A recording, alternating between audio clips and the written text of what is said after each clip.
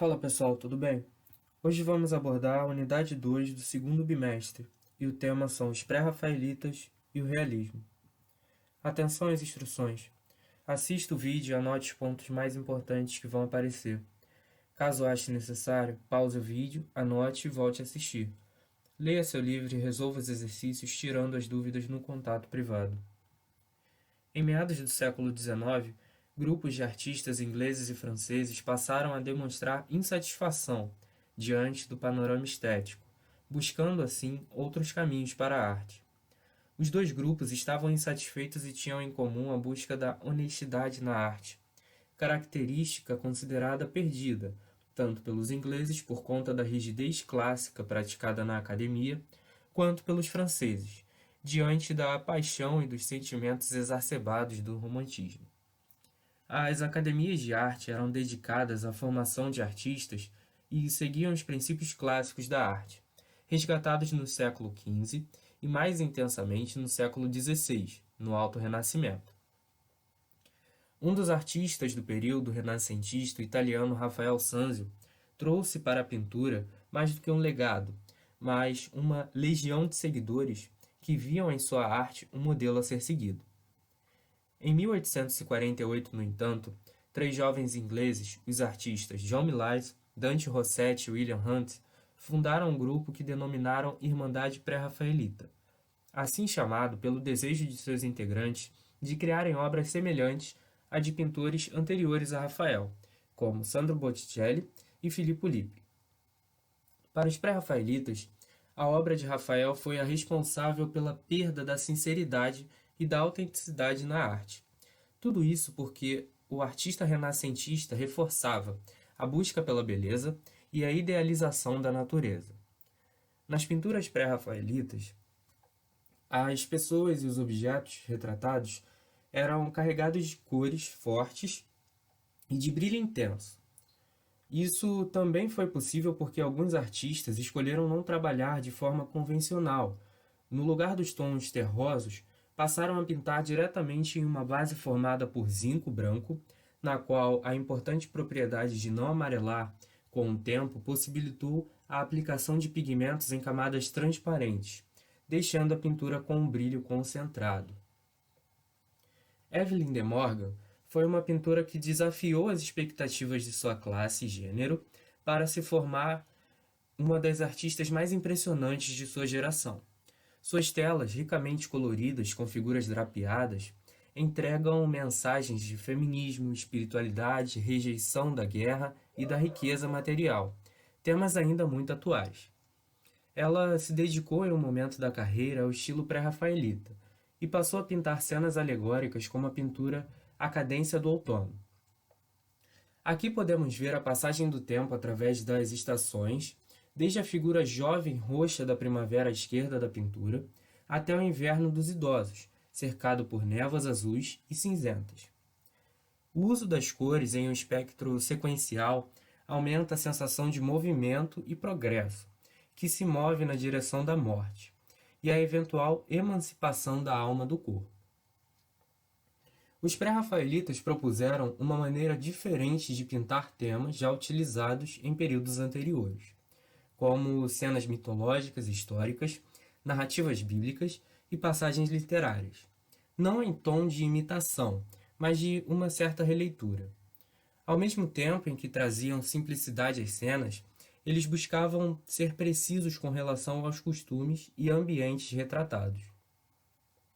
Vamos observar a Anunciação pela visão de Dante Rossetti. A imagem foi considerada inovadora, em razão da naturalidade e da simplicidade da cena. Em geral, as obras que tratam desse tema, até então, deixavam em evidência a passividade da Virgem Maria ao receber a notícia da gestação. Rossetti mantém a temática e até mesmo as cores branca e azul associadas a Maria, mas se detém aos detalhes das vestimentas e traz a expressão da Virgem uma espécie de sonolência, de recolhimento, como se ela houvesse sido acordada naquele momento. Outro ponto levantado pelo grupo foi a forma de perceber e retratar a feminilidade nas pinturas. Nesse momento, A pureza deu lugar à beleza, ligada ao misticismo e à sensualidade. Em Beata Beatrix, Rossetti traça um paralelo entre o desespero do poeta italiano Dante com a morte de sua amada Beatrice e sua própria dor pela morte de sua esposa Elizabeth Siddal, que morreu em 11 de fevereiro de 1862. Em carta escrita no ano de 1873, Rossetti revelou que pretendia representá-la não no momento da morte, mas transformada por uma transfiguração espiritual repentina. Para os pré-rafaelitas, temas literários recorrentes na pintura passaram a ser retratados sob um novo olhar. Na tela Milas, vemos Elizabeth Siddal retratada mais uma vez, só que agora como Ofélia, personagem da peça Hamlet de William Shakespeare. A cena retratada é do ato 4, cena 7, em que Ofélia expulsa de sua mente quando seu pai é assassinado por seu amante Hamlet, cai em um córrego e acaba se afogando. As plantas, na sua maioria, têm um significado simbólico e foram retratadas com detalhes botânicos minuciosos. As violetas que Ofélia usa em uma corrente em volta do pescoço defendem a fidelidade, a castidade ou a morte dos jovens. O momento em que a Irmandade pré-rafaelita foi fundada coincidiu com um período de bastante turbulência na Inglaterra, em razão das rápidas mudanças tecnológicas, da industrialização do país, do crescimento das cidades, entre outros fatores. No entanto, as consequências desse novo progresso recaíram na faixa da população mais pobre, que com mais intensidade passou a enfrentar problemas sociais de todas as ordens, como prostituição, migração, fome, doenças, entre outros. Em O Pastor Mercenário, o pintor pré-rafaelita William Hunt representa o pastor de ovelhas que parece uma ovelha, diga-se passagem, totalmente alheio ao rebanho de ovelhas pelo qual é responsável, investindo em uma conquista amorosa. A abordagem intimidadora em relação à pastora vai contra os princípios vitorianos da época e é reforçada pelo fato de o rapaz estar mostrando a ela um inseto que segura em sua mão esquerda, conhecida como mariposa da morte. Essa espécie tem um dorso, um grafismo que se assemelha ao desenho de uma caveira.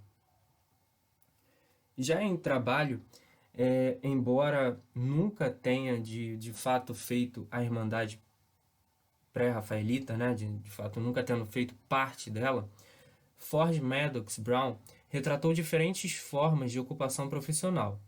Essa tela poderia ser apenas uma obra que relaciona arte e trabalho, se não fosse a inclusão de dois personagens no canto direito da tela, o historiador escocês Thomas Carlyle e o teólogo inglês Frederick Denison, e estudiosos das relações de trabalho na época que reforçam o comprometimento de Madox Brown com as questões sociais.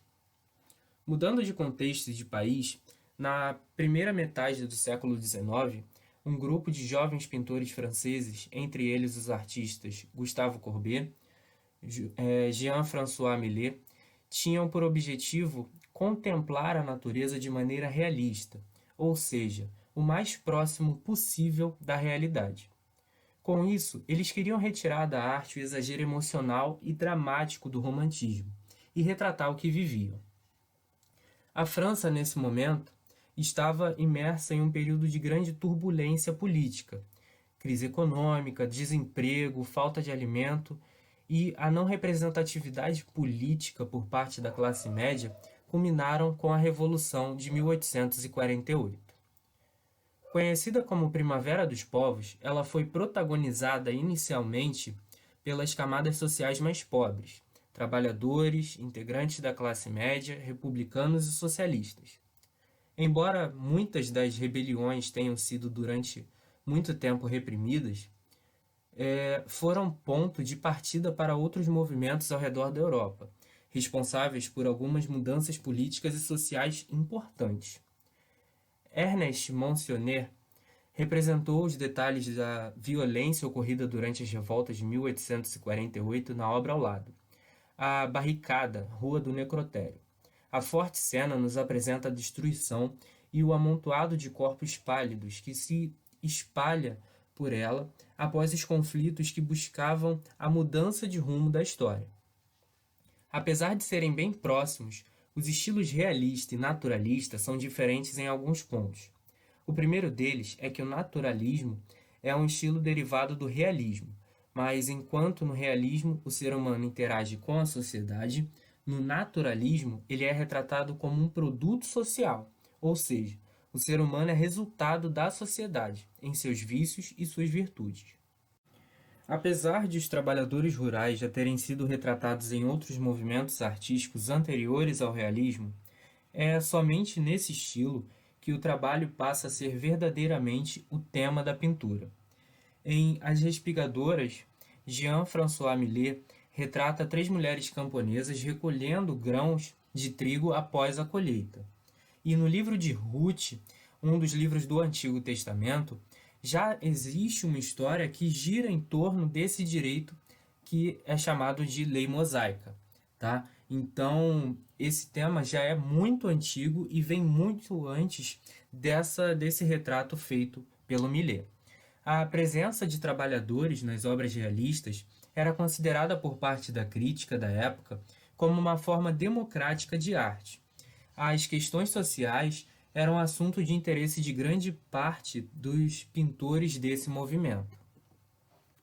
Em Os Trabalhadores de Pedra, Courbet vai além da retratação de 2 pessoas trabalhando, pois traz para a tela um olhar crítico que revela uma ocupação profissional sendo exercida com alto grau de exploração. Nela, 2 homens executam o mesmo trabalho árduo, removendo e quebrando pedras para a construção de uma rodovia, função que muitas vezes era atribuída como punição para as pessoas que faziam. Courbet acreditava que a arte deveria mostrar o mundo como ele é, ainda que isso significasse retratar os problemas e as injustiças sociais. Dessa forma, já não importava para os pintores realistas se o resultado da obra traria ou não o conceito de belo aceito pela sociedade ou apreciado pela academia.